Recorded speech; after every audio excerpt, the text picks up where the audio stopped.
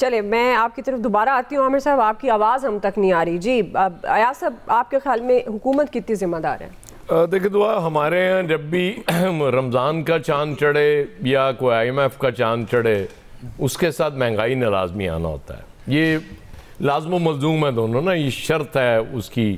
چاند مہنگائی کے بغیر آیا ہی نہیں کرتا. وہ شاید ڈر لگتا ہے اسے آتے ہوئے کہ پتہ نہیں کیا ہو جائے گا. عامر کہہ رہے تھے کہ وہ 5واں عمرہ کر کے آئے تھے وہ صاحب جنہوں نے آ کے وہ ریٹ بڑھائے. وہ 5واں عمرہ کر کے آئے تو اب حج نہیں کرنے جانا، انہوں نے ریٹ کیوں نہیں بڑھائیں گے؟ وہ ظاہر ہے انہوں نے نیکیاں کمانی ہیں، ہماری طرح وہ گناہگار تھوڑی ہیں.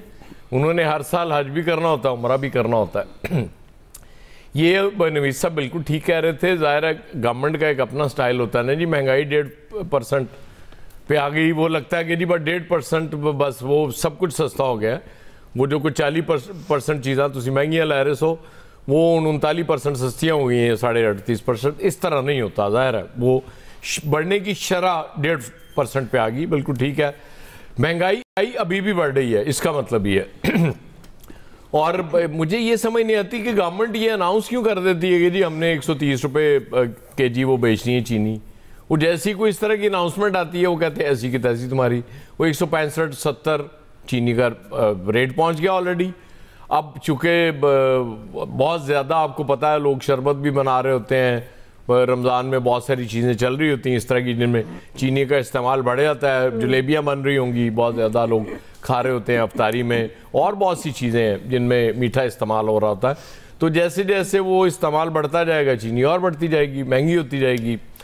جب یہ ایکسپورٹ کر رہے ہوتے ہیں تب پھر ہمیں یہ بتایا جا رہا ہوتا ہے کہ جی آپ بالکل ٹینشن نہ لیں، ہم نے 2 ٹوک ان سے کہہ دیا کہ ریٹ نہیں بڑھے گا. اچھا ریٹ اگر نہیں بڑھتا نا کسی کا تو وہ کسان ہے وہ بیچارہ جو گنا اگا کے لے کے آ رہا ہوتا ہے کاشت کر کے، جو ان کو دے رہا ہوتا ہے شوگر مل والوں کو، اس کا ریٹ کبھی نہیں بڑھتا. وہ بیچارہ ہر سال روتا ہے پٹتا ہے کہ جی میرے پلے تو چھوڑتے ہی کچھ نہیں ہے، اور اتنا زیادہ یہ پروفٹ لے رہے ہوتے ہیں. لیکن اس کی کوئی نہیں سنتا. ظاہر ہے اس کی کس نے سننی ہے، کیونکہ اس کا انفلوئنس ہے ہی نہیں. انفلوئنشل یہ لوگ ہیں جو بیٹھے ہوئے ہیں خیر سے، جو اس گنے سے چینی بنا کے بیچ رہے ہوتے ہیں اور اس کے بعد ماموں بنا رہے ہوتے ہیں اس قوم کو. ایکسپورٹ جب چاہتے ہیں ایکسپورٹ کر لیتے ہیں چینی، جب چاہتے ہیں امپورٹ کر لیتے ہیں. اسی طرح چلتا رہتا ہے اس ملک میں. اور رمضان تو سپیشلی جیسے ہی شروع ہوتا ہے وہ ہر بندے کو سمجھ آ جاتی ہے کہ جب لوگوں نے پھل بھی چکے، وہ چاٹ بھی بڑا شوق ہے نا اب خواتین کو بنانے کا گھروں میں کہ جی چاٹ کے بغیر افطاری نہیں ہوتی. تو وہ کہتے ہیں کہ جی پھل تو مہنگے کرو نا فوری طور پہ، باقی تو ٹھیک چیزیں چل جائیں گی. سبزیاں غالباً ابھی اتنی زیادہ مہنگی نہیں ہوئی، لیکن پھل فوری مہنگا ہونا شروع ہو جاتا ہے رمضان جیسے شروع ہو. ابھی آپ کے چونکہ ان سے بھی جاری ہیں، وہ IMF کے وفد کے ساتھ بھی معاملات شروع ہو گئے ہیں. تو ایک وہ ابھی طوفان آنے والا ہے، تو شاید اسی لیے فوری طور پہ فرسٹ رمضان کو پرائم منسٹر صاحب نے وہ نوٹس لے لیا، اور آج وزیر اطلاعات صاحب آگے انہوں نے آپ کو بتا دیا مہنگائی کم ہو گئی. اور انہوں نے آپ کو یہ بھی بتا دیا کہ اللہ کا شکر ادا کر رہے ہیں پرائم منسٹر صاحب کہ اللہ نے بڑا کرم کر دیا ہے. صحیح. ان کے لیے تو مہنگائی کبھی ہوتی نہیں، یقین کریں. میں ہمیشہ کہا کرتا ہوں وہ کبھی بھی مہنگائی، کیونکہ جو جتنا مرضی آپ چیزیں مہنگی ہو جائیں انہیں فرق نہیں پڑتا. ان کی افورڈنگ پاور اتنی ہے کہ وہ آرام سے یہاں سے کیا پوری دنیا سے جو چاہے خرید سکتے ہیں. یہ فرق پڑتا ہے بیچارے غریب آدمی کو، بالکل تنخواہ دار کو فرق پڑتا ہے. چھوٹے دکاندار بیچارے بہت سے، وہ بھی سارے تھوڑی کو ریڈی لگا رہا ہے بیچارہ، کو مزدوری کر رہا ہے. یہ ان لوگوں کو فرق پڑتا ہے. ان کے لیے مہنگائی نہ کبھی ہوئی ہے نہ کبھی ہوگی. جب بھی مہنگائی بڑھے گی وہ آپ کے لیے بڑھے گی. یہ جب بھی بات کریں گے کہیں گے جی دیکھیں ہم نے مہنگائی پہ قابو پا لیا ہے، مہنگائی کم ہو گئی ہے. اور یقین کریں اگر ان کے گھروں میں کوئی ایک چیز بھی آپ کو کم نظر آئے نا، جو پچھلے سال کی نسبت 4 چیزیں ایکسٹرا ہی نظر آئیں گی اس میں، کھانے پینے کی میں بات کر رہا ہوں. آپ تو ظاہر ہے مڈل کلاس لوگ تو کم کر رہے ہوتے ہیں نا کہ یار پچھلے سال یہ تھا مہنگائی زیادہ ہوگی چل 2 چیزیں کم لے آؤں. یہ 4 چیزیں ایکسٹرا لے کے آتے ہیں، اس لیے وہ بالکل سچے ہیں. قطعاً آپ ان پہ تنقید نہ کریں، وہ بالکل ٹھیک کہہ رہے ہیں کہ مہنگائی کم ہوگی. جی عامر صاحب اگر آپ سن پا رہے ہیں تو مکمل کر لیں کوئکلی، پھر میں فیصل صاحب کی طرف جاؤں گی. بس میں تو ایک تو ہمارا معاشرے کا رویہ ہے کہ سب لوگوں کو چاہیے کہ رمضان شریف میں اپنے طور پہ خیرات صدقات کرتے بھی ہیں اور زیادہ کریں، جو محروم طبقات ہیں ان تک ہم پہنچیں. ہر بندے کو انڈیویجولی ہر چیز سرکار کے کھاتے میں کوشش مت کریں. کے پی گورنمنٹ 10,000 روپے دے رہی ہے، پنجاب گورنمنٹ 10,000 دے رہی ہے، پرائم منسٹر نے 5,000 کا کہا ہے، سندھ گورنمنٹ کر رہی ہے. یہ کریں جتنا کر سکتے ہیں، کیونکہ غربت تو بے انتہا ہے نا، تو سب لوگوں کو انڈیویجولی بھی کرنا چاہیے. بہرحال کل میں نے چونکہ بالکل آخری وقت میں ایک ریڈی پہ کھڑا ہوا جو سوزوکی پہ کیلے بیچ رہے تھے، میں نے اس سے کہا کہ درجن کیسے ہیں، تو اس نے کہا 250 روپے. میں کہا اتنے مہنگے؟ کہنے لگا جی پچھلی دفعہ رمضان شریف میں ہم نے 400 بیچا ہے، اس دفعہ یہ بہترین ریٹ اس لیے ہے کہ ہمارا تو سودا جلدی بکتا ہے، جتنا سستا ہو عام آدمی اتنا زیادہ خریدتا ہے. صحیح. جی فیصل صاحب. دیکھیں دو باتیں ہیں، ایک تو جو حکومتی پالیسیاں ہیں وہ اپنی جگہ ہیں، اس پہ اچھے اور برے ہونے پہ ڈیبیٹ کی جا سکتی ہے، لیکن جو رمضان کی جو مہنگائی ہے ہمارے معاشرے میں، اس کا حکومتی پالیسیوں سے تعلق نہیں ہے.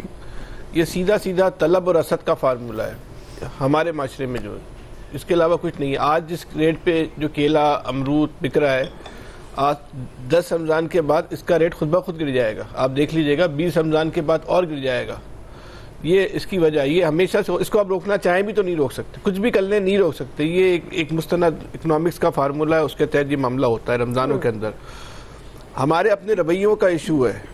ضروری ہے کہ ہم جو ہے اتنے جو ہماری افطاری ہو اس پہ اتنی سجی بھی جو ہے ٹیبل ہو، ہم ایک سادہ روٹی اور سادے سالن سے افطاری کر لیں. آپ یقین کریں یہ ریٹ گر جائے گا، اس کا 24 گھنٹے میں امرود و کیلے کا ریٹ گر جائے گا. آپ یہ طے کر لیں کہ ایک ہفتے جو ہے فروٹ نہیں کھانا. فروٹ کھائے بغیر ہم اور آپ زندہ رہ سکتے ہیں نا؟ لازمی ہماری باڈی کی لازمی ریکوائرمنٹ تو نہیں ہے. وی آئی پی تو ہو سکتا ہے ہماری باڈی کو اضافی چیزیں دیتا ہو، ایک لازمی جز تو نہیں ہے ہماری باڈی کے لیے. باڈی کی نیڈ رہ جائے فروٹ اس کے بغیر.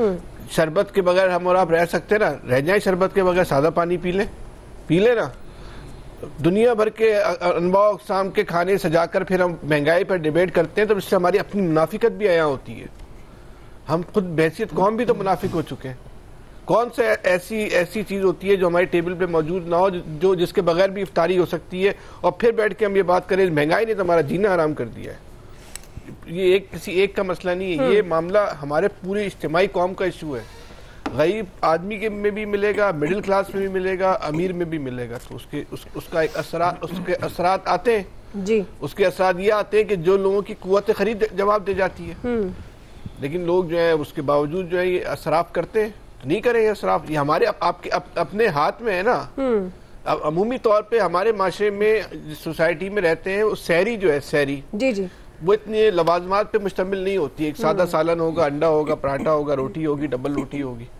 تو اسی طرح کی ہم افطاری بھی کر سکتے ہیں. کر لیں افطاری، کس نے روکا ہے؟ ضروری ہے پھل نہ کھائے.